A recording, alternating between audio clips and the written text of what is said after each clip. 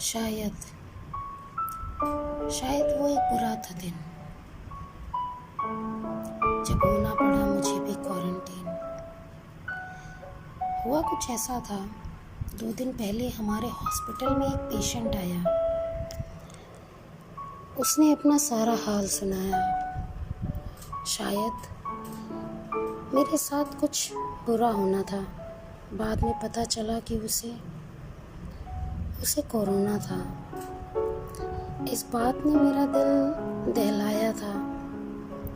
ये वही critical patient था।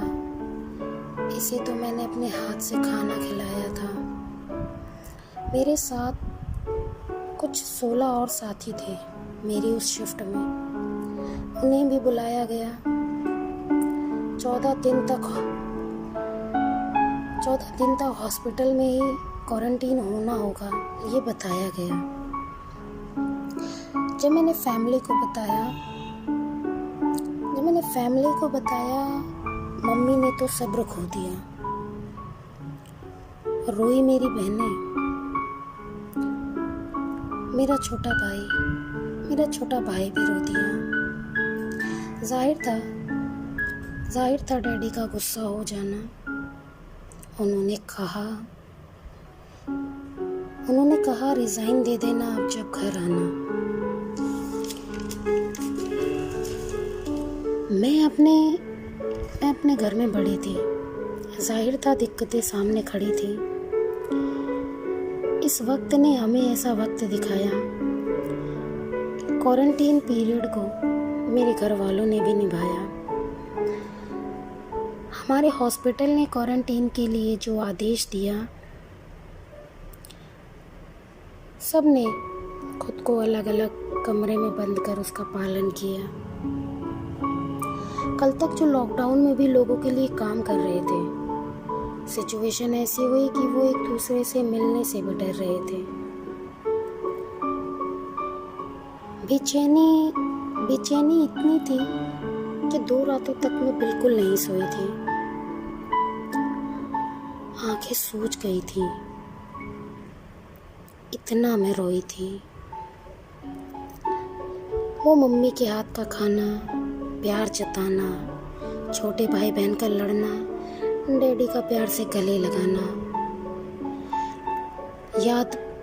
याद बहुत आ रहा था।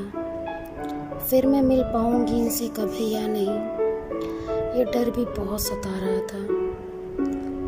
तसल्ली मुझे सब देते थे, पर मैं रात भर सोती नहीं थी।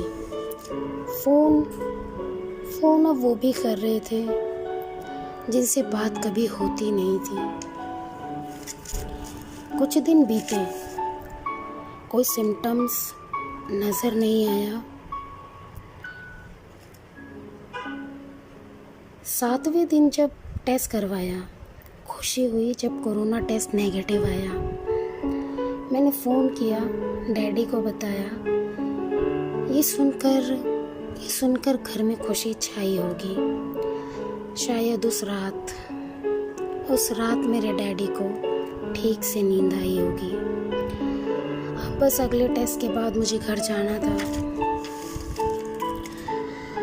पर मुझे रुकना नहीं था। अपना फ़र्ज़ फिर से निभाना था। मैं रिज़ाइन नहीं देना चाहती, ये मम्मी डैडी को समझाना था। अपनों से दूर रहने के उन कुछ दिनों का दर्द था बहुत भारी, पर जिन्होंने उस वक्त में भी हमारा ख्याल रखा, हमें उनके शुक्रगुजार हैं, उनके आभारी। घर पहुंची तो डैडी मुझे गले लगाकर इमोशनल होने लगे। फैमिली वाले मुझे देख के खुश थे, वो सब खुशी से रोने लगे। रिश्ते क्या हैं, इस वक्त ने मुझे एहसास दिलाया।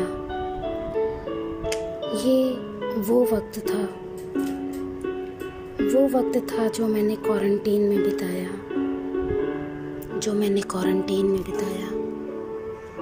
Thank you.